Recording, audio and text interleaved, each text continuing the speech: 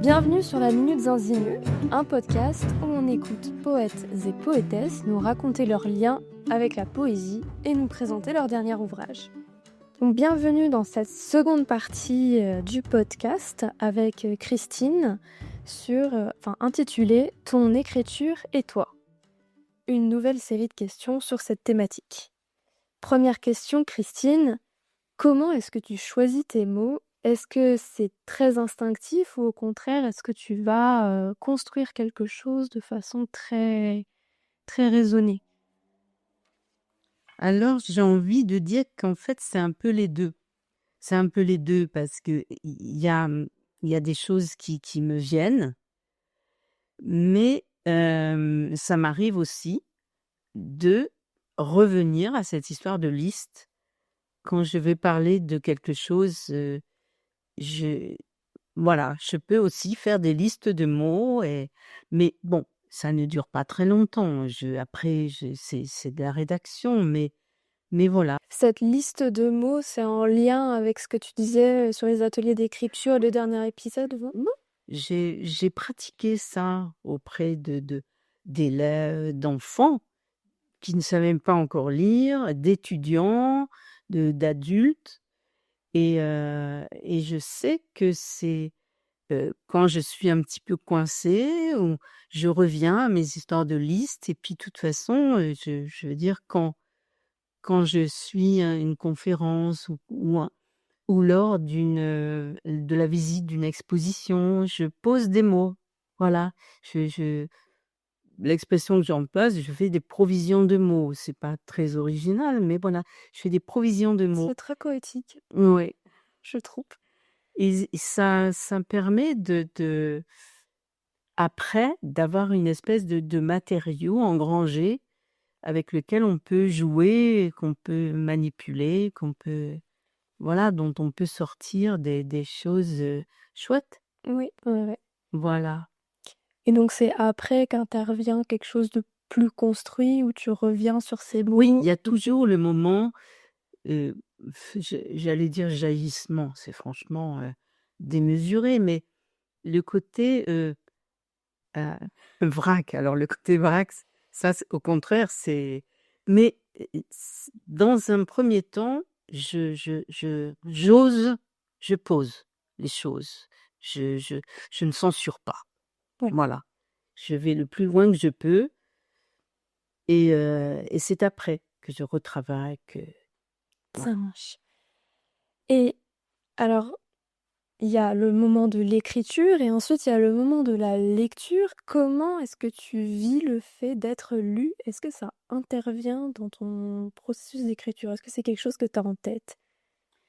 Alors, quand j'écris, c'est sûr que j'intériorise la présence d'un lecteur et puis je suis moi-même ma propre lectrice et je suis sévère en tant que lectrice, voilà.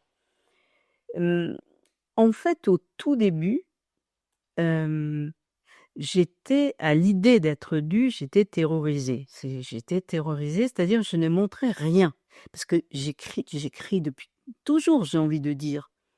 Mais je ne montre à personne. Je ne montrais à personne. Je pense que c'est d'avoir été formée aux ateliers d'écriture et cetera qui a fait que quand même, lors des ateliers d'écriture, j'écrivais moi-même, en même temps que tout le monde. C'est important pour les enfants de voir un adulte en train d'écrire. C'est ça leur arrive jamais finalement, hein, rarement.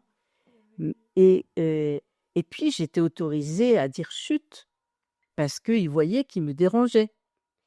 Et donc c'était pas du chiquet, je veux dire, j'avais besoin de silence pour ma propre écriture et du coup, il y a un phénomène de mime quoi. Les voilà, c'est il y en a qui mimaient la concentration et qui finissaient par l'être concentrés.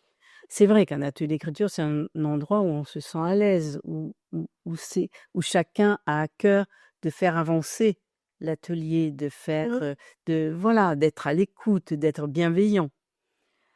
En revanche, voilà, j'écrivais des choses, qui me semblaient que j'aimais bien, mais je ne les faisais pas lire. Non, jamais. Même en atelier? En atelier, non, les textes écrits pendant l'atelier, oui, Oui, voilà, cela, oui. mais pas les autres, D'accord. pas les autres. Je pense que c'est parce que j'avais très peur que ça ne plaise pas, d'être rejetée, voilà, j'ai jamais envoyé, par exemple, je n'envoie pas de textes, à des revues. Ouais. Ça, c'est pas normal. Ouais. Je veux dire, non, voilà. OK. J'ai l'idée d'un refus me terrorise. Oui.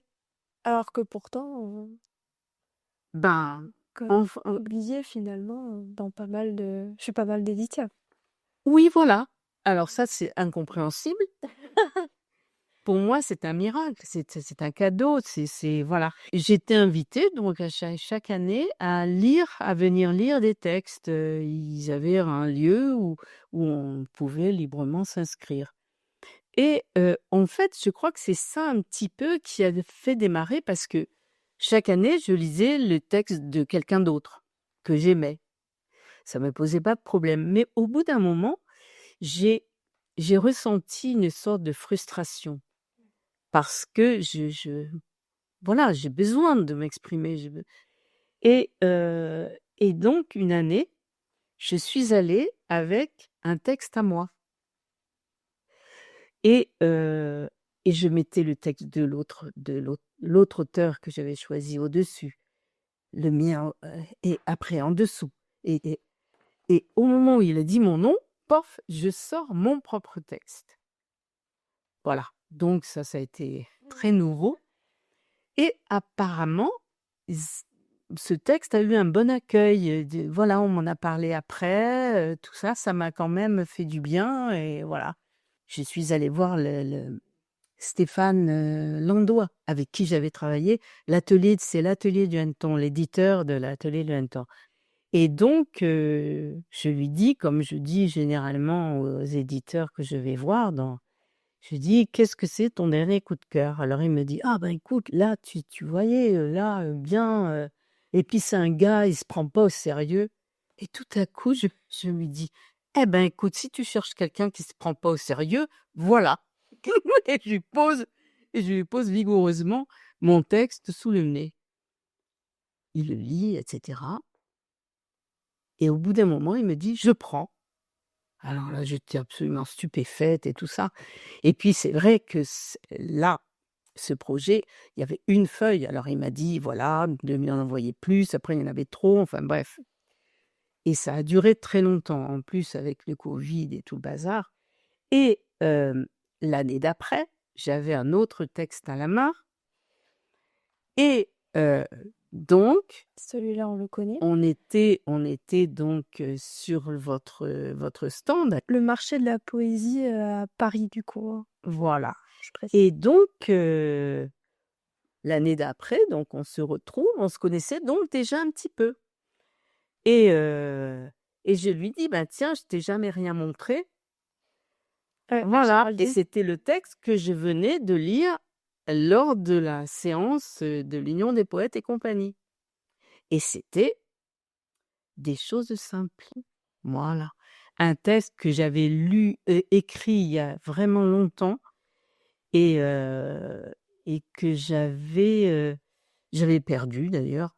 Et puis je savais que j'avais ce texte qui me plaisait et cetera. J'ai refarfouillé et je l'ai trouvé et c'est celui-là que j'ai lu là-bas et c'est celui-ci que j'ai proposé à Gérald, enfin non, même pas proposé. Je le lui fais lire parce que bon, on s'est parlé tout de suite, très vite, voilà. Et donc Et elle c'est comme elle ça que me ça a dit commencé. elle me voilà et elle me dit: «Ça t'ennuie pas que je te le garde ton texte?» Oh là là! Mmh, j'ai failli tomber à la renverse et vraiment, ben non, ça m'ennuyait pas du tout. Ça m'ennuyait pas du tout, Au contraire. au contraire et vraiment, ça a été le démarrage, ça a été le premier livre, heu, publié et elle a fait des choses merveilleuses et j'étais vraiment mais ébahie. C'était ouais, ah ouais, vraiment. Alors du coup, je profite de cette fin pour, rebondir sur la prochaine question. Je vais sauter de question. C'est je quelle est ta relation avec l'objet livre du coup? Parce qu'on parle de livres qui, sont illustrés là par des photos, un travail photographique que tu as beaucoup aimé. Qu'est-ce qui ouais, qu'est-ce quelle est ta relation avec le livre en tant qu'objet? Ben, elle est indispensable, hein. Je veux dire, là, sur ma table de nuit, je sais pas si tu vois la pile. Voilà, quand j'étais enfant, quand on partait en week-end et que j'avais pas assez de livres, bon, j'allais à la bibliothèque paroissiale, je grimpais tout en haut et je prenais les livres les plus gros. Ouais. Et ceux qui étaient en plusieurs tomes, c'était parfait parce que ça me tenait le dimanche. Sinon, j'étais désespérée. Voilà. Donc, c'est sûr que, voilà, j'ai toujours beaucoup Beaucoup aimé l'objet en soi. ouais. Mmh. J'aime les odeurs, j'aime le bruit du papier, pour moi, c'est très important. Et hem et donc en continuant avec cet objet livre, donc chez Insigne Éditions, une grosse part de photographie. Du coup, est-ce qu'il y a d'autres formes d'art, comme la photo ou pas forcément que la photo, qui vont, nourrir ton écriture? Il y a aussi la gravure puisque j'ai Mmh. travaillé avec, Marc Granier des éditions des Monteils et puis la danse aussi parce que j'ai dansé toute ma vie, on va dire et c'est vrai que j'avais d'ailleurs animé un stage avec une chorégraphe à Lyon et donc les gens, enfin les stagiaires écrivaient des textes avec moi et après, ils les inscrivaient dans des phrases. On dit des phrases, hein, des enchaînements dansés et il leur arrivait du coup de reprendre les textes qu'ils avaient écrits avec moi parce que ça coinçait au niveau des mouvements et cetera et je pense que c'est très, très bien ça. Ouais, il y avait un Oui, dialogue entre le voilà, corps et le absolument. Il faut incorporer, ouais. le texte qu'on est en train de dire et donc on s'était arrangé pour que ça aboutisse et pour que justement le c'est très important ça, l'accord entre la forme et le sens, entre les c'est très pour moi, c'est essentiel parce que quand il y a trop de contenu théorique ou quoi ou bien trop de jeux sur les mots. Je pense que quand on travaille avec les mots, il faut que ce soit en rapport avec un effet de sens. C'est ce que disait Claudette Huriel-Boyer. Elle disait, voilà, il y a un fait de langue et il faut qu'il soit en rapport avec un effet de sens et ça, je m'en suis rendu compte. Même dans l'Oulipo, la disparition, bon, bah, il y a une lettre qui a disparu et c'est en lien avec l'enquête autour de la disparition d'une personne. Je veux dire, c'est pas anodin, Ouais. ça travaille avec ça. Et du coup, cet effet de sens, il se retranscrivait dans la danse, par exemple? Heu, Finalement? oui, c'est-à-dire que c'était interdépendant, Ouais. voilà, entre le texte écrit et la phrase composée. Oui, Voilà, la phrase des c'est ça, l'enchaînement de tous les c'est ça. mouvements. Mmh mh. Alors pour rebondir un peu sur cette idée de danse, quelle place est-ce que tu accordes justement à la performance poétique? Alors, la performance poétique, je suis contente que tu reviennes là-dessus. Hem, En fait, moi, je suis coincée. J'arrive pas à hurler comme font certains, à, mmh, à me démener. Mais voilà, non, je suis, je pense très pudique. Oui, Voilà, te mettre en scène, tu un peu du oui, mal. voilà, oui, je tiens pas plus que ça à ce que on me voit, en fait, c'est ça. Et donc, en fait, il y a quelque chose, je m'en suis rendu compte quand même, et c'est-à-dire que quand j'ai commencé à écrire pour de bon, à être publiée, je me suis rendu compte qu'il fallait bien quand même que je les porte, mes textes, et que je les porte bien. Donc, j'ai En fait, c'est arrivé à peu près en même temps, mais je fais partie d'un collectif de poésie sonore qui s'appelle Écrit Studio. Et donc, périodiquement, et ça depuis 2017, je compose des textes et après, je compose, je fais une composition sonore, musicale, autour de ce texte. Et donc, il faut travailler le son, on a un logiciel de traitement du son. Et première fois, je suis partie d'un texte qui avait été publié dans une revue, et par hasard, et donc le texte était là. Donc je l'ai raccourci, etc. Et j'ai donc fait un montage autour de ce texte. Et je me suis rendu compte que le montage ça m'a permis d'aller plus loin dans la compréhension de ce texte. Ça lui a donné une résonance. Je me suis rendu compte, c'est de la dialogie, c'est-à-dire il y avait des personnes qui parlaient, il y avait moi qui parlais toute seule, etc. Il y avait le narrateur, hein, et toutes ces voix, je ne m'étais pas rendu compte, dans le fond, de ce que j'avais écrit, enfin de ce qui dominait dans ce que j'avais écrit. Donc ça m'a vraiment apporté beaucoup. Ouais, ça a permis de donner une autre dimension, C'est ça. d'incarner différemment Et des textes d'approfondir. ouais. D'approfondir.